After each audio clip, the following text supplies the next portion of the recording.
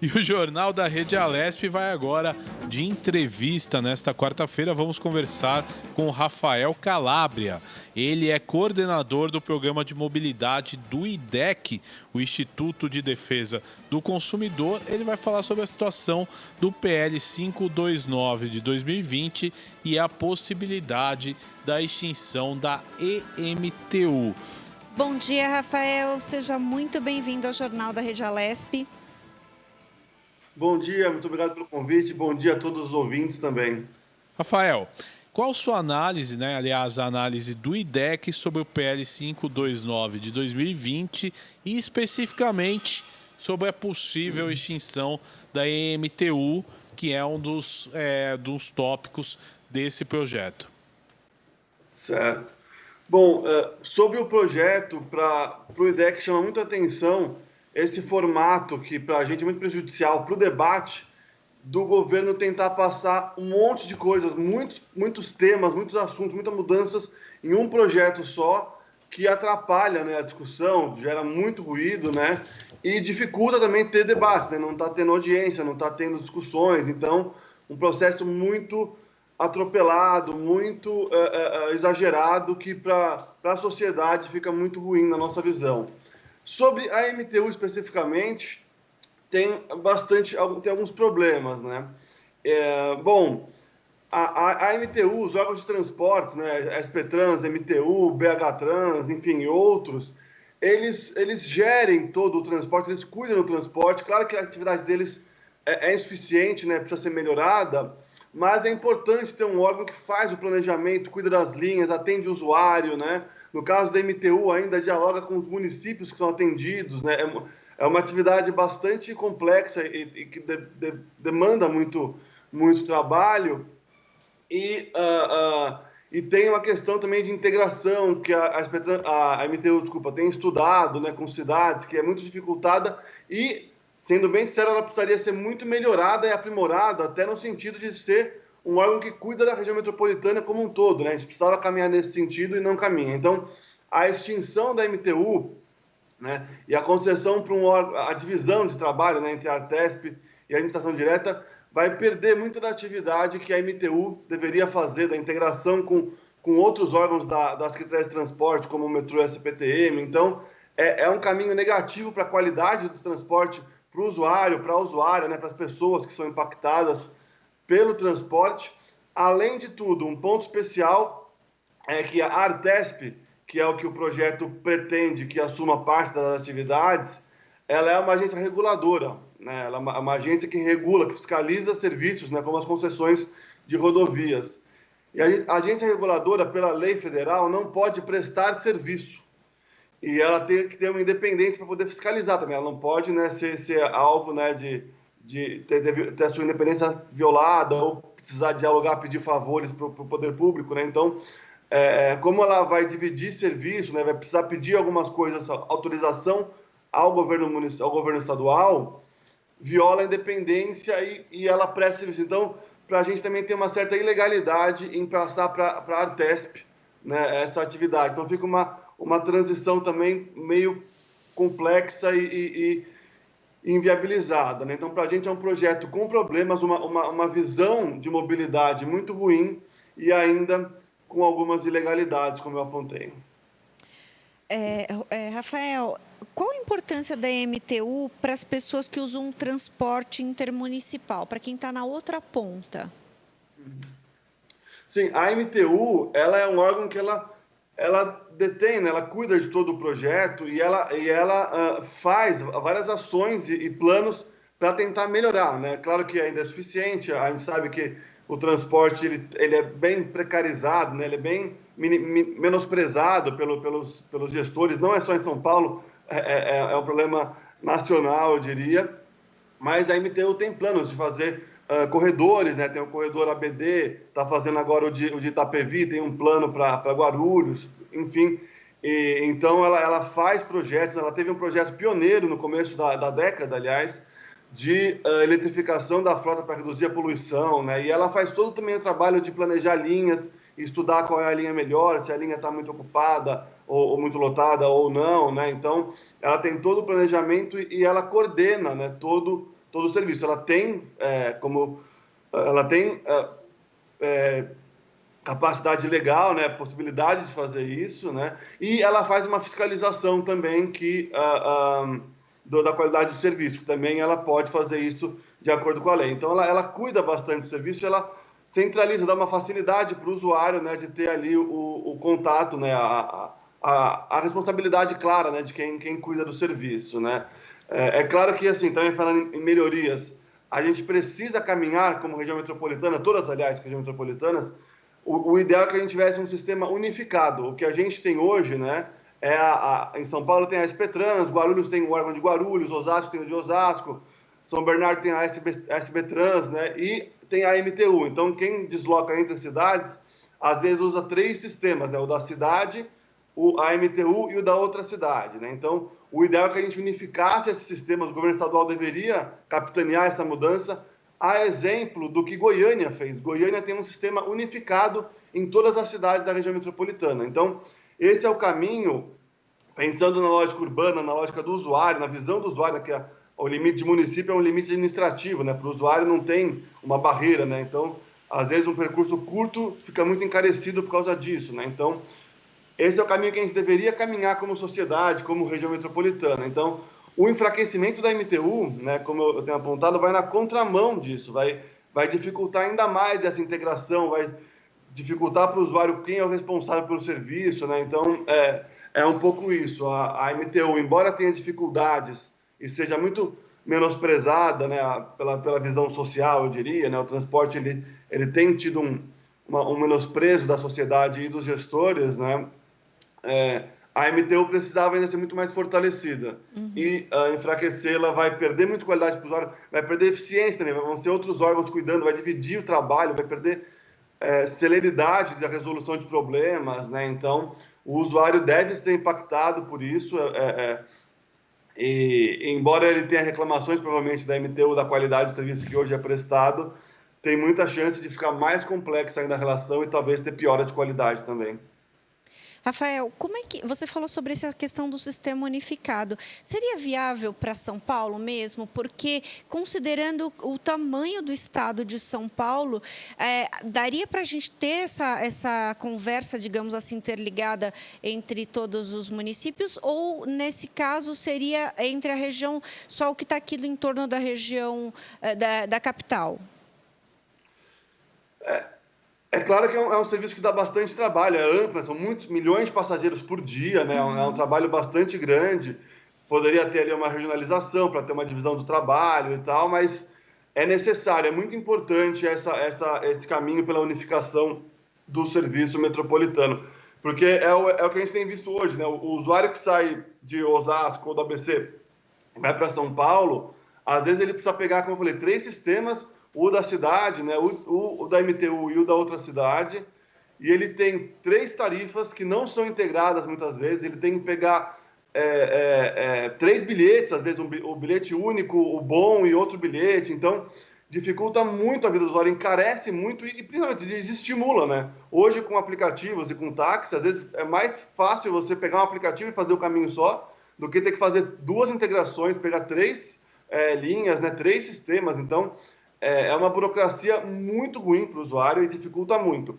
Outro elemento que é importante apontar é que o que dificulta muito o trabalho do ônibus, né, que gera esse sistema enorme e complexo, é que a gente tem uma região também muito dependente ainda do ônibus, né? A gente precisaria expandir sistemas de trilhos, né, como a CPTM, como o próprio metrô, né? E também, obrigatoriamente, ter mais corredores. A gente ainda tem poucos corredores metropolitanos. A capital tem alguns ainda, Guarulhos está fazendo alguns também, mas o sistema precisaria ser muito melhorado. Em infraestrutura também são muitos desafios a se vencer, mas é uma necessidade.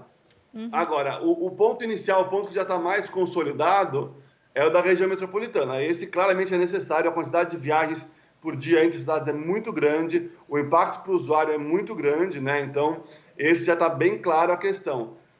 Se esse órgão, né, vai chegar a acumular também as outras regiões metropolitanas, né, Sorocaba, Campinas, Baixada Santista, ou futuramente todo o estado, Eu diria que a gente pode ir analisando e testando, né? Primeiro a gente precisaria consolidar o da região metropolitana, que eu diria que é absolutamente urgente, né? Inclusive, vários candidatos à prefeitura estão falando disso nos planos de governo, é um avanço bem interessante, né? Que essa visão já está se consolidando, né?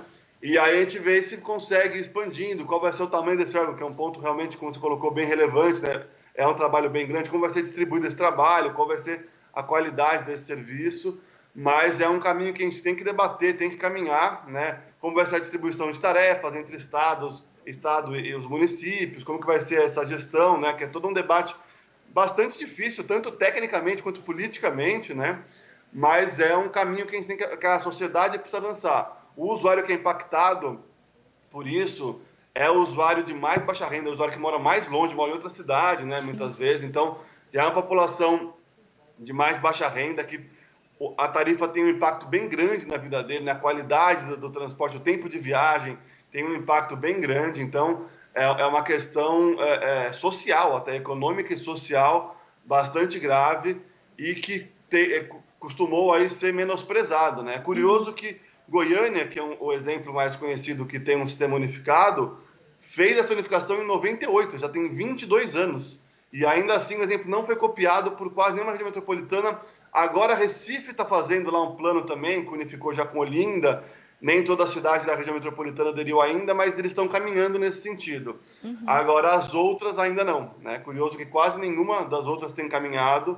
E para o usuário que é impactado, é uma questão assim bem estrutural, bem impactante, e por isso que a gente considera no IDEC que é uma necessidade urgente de caminhar nesse sentido.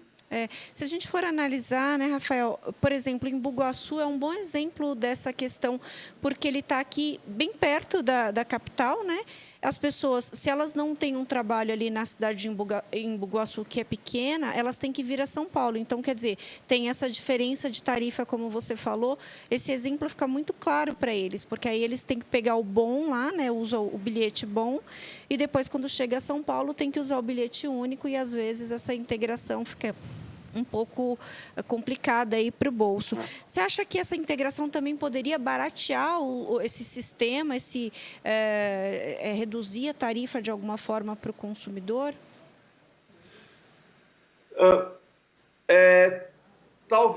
Poderia trabalhar para a unificação, né? Só a unificação do sistema não necessariamente baratearia toda a tarifa. Né? O que é importante colocar também, que esse é um outro desafio muito grande, a questão da tarifa e do custo, e que o Brasil como um todo também é bastante atrasado, é que é necessário buscar outras fontes de receita para baratear a tarifa também. A unificação poderia padronizar o custo, né? Que nem no caso de Goiânia, que tem um valor só para toda a região metropolitana, aí as linhas mais curtas acabam por subsidiar, entre aspas, as linhas mais longas, né? Que é o que acontece lá, o que acontece dentro da cidade de São Paulo, né? Porque a cidade de São Paulo, por si só, também tem linhas longas, né? Tem Paraíso, Cidade de Tiradentes, então essas linhas são bastante custosas, né? Na casa da MTU, como todas as linhas são longas, né? Todas têm preço alto e dividido por linhas, mas enfim. Então, é um avanço já unificar, vai ajudar, mas aí precisa buscar outras fontes. Outra coisa que facilita essas outras fontes é que o Estado deveria participar mais, né? Como o sistema vai ser unificado e metropolitano, o Estado vai ter um papel maior, e o Estado de São Paulo tem muito mais capacidade de investimento, de achar recursos, né, do que as cidades. Então, por exemplo, já tem sido bastante debatido para reduzir a tarifa do transporte público, buscar receitas como, por exemplo, cobrar dos aplicativos de transporte uma pequena taxa, né? Tem o polêmico pedágio urbano, que Porto Alegre chegou a debater também. A gente pode mudar o Vale Transporte, pode usar política de estacionamento, né? A Zona Azul, estacionamentos privados e públicos, dá para buscar algum recurso também. O ideal é que tenha muitas fontes para não sobretaxar nenhum setor, né? E você consegue distribuir, ter um fundo mais estável, teoricamente. Mas o Estado, ele pode buscar outras fontes, como, por exemplo, o licenciamento de veículos, né? Que já é cobrado, já existe o valor, e como é um tema vinculado ao transporte, ele pode usar um valor do licenciamento para baratear a tarifa. De novo, Goiânia está buscando usar o licenciamento para baratear lá o sistema metropolitano que eles têm. Então, a unificação ajudaria no debate, acho que daria força também para o tema, e seria um passo de simplificação da tarifa, pelo menos simplificar a tarifa, né, unificar a tarifa, que já é um passo importante, mas Estado e municípios têm que buscar também outras fontes, têm que fazer esse debate, né, que é bastante difícil, e que eu diria até que a pandemia gerou mais urgência, porque com a perda de passageiros, e como hoje o passageiro é a única fonte de recurso do sistema, os sistemas estão perdendo recursos, estão agravando sua crise, né? Então ficando mais claro a necessidade de ter outras fontes de recursos, né? Então a pandemia deu mais urgência ainda a essa crise, mas a crise vem de anos, e também na visão do IDEC a gente tem debatido com vários outros parceiros, com o IPEA, com o INESC, e é bastante urgente a questão da tarifa. As cidades precisam buscar essas fontes. O Brasil é bastante atrasado, né? Outros países como França, Estados Unidos, próprio Buenos Aires, né? Não um país, mas a cidade tem um fundo de recursos mais avançado, porque é insuficiente, é inevitável que com o usuário pagando toda a conta, a tarifa fique cara, fique excludente, né? É uma barreira para muitos usuários de baixa renda, né? Então, de novo, a sociedade se beneficiaria disso, né? Então a sociedade como um todo tem que apoiar a busca de outras fontes de recursos para poder baratear a tarifa do transporte, que é um serviço essencial, um serviço de impacto ambiental, impacto econômico, né? Então, é uma necessidade urgente da sociedade também. Agora, Rafael, o que me chama a atenção, né? Eu gostaria que você explicasse para o nosso telespectador que nos acompanha até de uma forma didática, né? Vamos supor que seja aprovado o projeto e a EMTU seja, né, extinta e as funções sejam, né, absorvidas, por exemplo, pela Artesp, que é o que parece que prevê o projeto. Como fica essa transferência de funções? O que mudaria para o consumidor final, as pessoas que usam o ônibus no dia a dia? Bom, nesse ponto é curioso que o projeto ele não é tão claro, né? Ele fala da transferência de funções para a Artesp e ele já, entre aspas, assume ali, a Artesp ela não pode acumular todas as funções, porque a Artesp não pode prestar serviço, ela é uma agência fiscalizadora. Inclusive, um parênteses, hoje em dia, a Artesp já poderia prestar o serviço de fiscalizar a MTU, fazer uma fiscalização externa, porque a MTU já tem a fiscalização cotidiana do serviço, né? Então, um organograma ideal seria a Artesp fiscalizando a MTU. Então, a Artesp iria acumular algumas funções, que eles imaginam que seja mais a gestão do contrato, que é uma fiscalização em si. E o texto já fala que algum órgão do Estado, da administração direta, talvez a secretaria ou a secretaria do governo, vai acumular alguma das funções também. Então, já teria uma divisão de funções que iria dificultar um pouco a visão.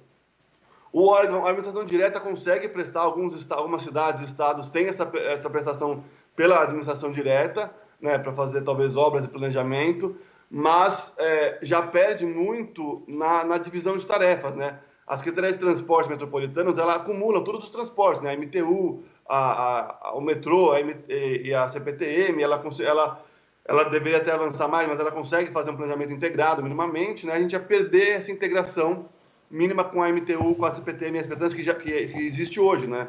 A CPTM aceita o bilhete bom, né? Então, ia ficar uma divisão de tarefas ainda pouco clara, porque o projeto ele só fala do princípio de extinguir. Ia ficar menos claro para o usuário com quem reclamar, usuário para usuário, né? Quem é o responsável, né, por atender a reclamação, né? E inevitavelmente ia perder capacidade de planejamento, que é os serviços que a MTU presta, né, de planejar. A MTU tem equipes de pesquisa que avaliam lotações de linhas, dados, impacto na cidade, planeja novos corredores, né? Então, essa capacidade ia ficar meio que diluída e não está muito claro com quem vai ficar. Para a gente, para o IDEC é meio preocupante a forma como o projeto trata simplicitamente, com uma certa simplicidade excessiva, né, essa futura divisão de tarefas. Por isso que a gente tem se posicionado tão gravemente contra o projeto. Na nossa visão, o projeto tem um impacto muito ruim para os usuários e usuárias e para a cidade, porque a cidade necessita, né, de eficiência do transporte, né, mas a percepção é essa, teria algumas funções divididas, né, a Artesp ia ficar com a parte mais fiscalizatória, que é o que lhe cabe por lei, né, e algum órgão da administração direta ia acumular essas funções de prestação de serviço, gestão da bilhetagem, talvez, né, que também é um tema bastante polêmico, né, gerir todo aquele recurso que os bilhetes, né, as regiões metropolitanas têm diferentes bilhetes também, né, a de Sorocaba, a de Campinas, a de São Paulo, então gerir essa bilhetagem também dá um bom trabalho, né, que a Artesp também não tem capacidade, não tem permissão para gerir serviços de bilhetagem, né? Então é um cenário ainda um pouco incerto, porque o texto ele é muito curto, né? E também ressalva, né, a crítica que o DEC tem feito, que a gente colocou no começo, que um projeto com tantos temas não consegue aprofundar e detalhar o que está previsto para cada tema, né? O ideal seria que a MTU tivesse um projeto para debater o que o governo do estado propõe para a MTU, né? Ou para o sistema de transporte metropolitano, porque a previsão deles é extinguir, mas certamente, principalmente o planejamento e a integração com outros modos, com a CPTM, com os sistemas locais, a integração e o planejamento iam ficar bastante pouco claros ou perdidos, né, de controle central, né, nesse novo cenário de extinção da MTU. Mas também, por outro lado, o projeto ele permite a extinção. Então, ele também deixa claro que precisam ter outras etapas aí de debate e decisão, porque não é uma medida simples, não é uma medida clara, né? Não é uma medida fácil de fazer. Extinguir um órgão, né, que atua aí há 43 anos, se não me engano, 53 anos.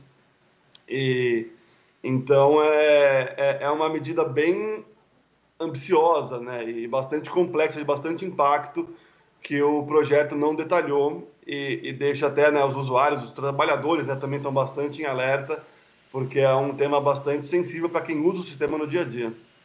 Ok. Muito obrigada, Rafael, pela sua participação aqui no Jornal da Rede Alesp, os seus esclarecimentos aqui para a gente nessa manhã. Valeu, Rafael. Obrigado a vocês. Conversamos com o representante do IDEC sobre o projeto 529 de 2020, falando um pouquinho da possível extinção da EMTU, né, Mel?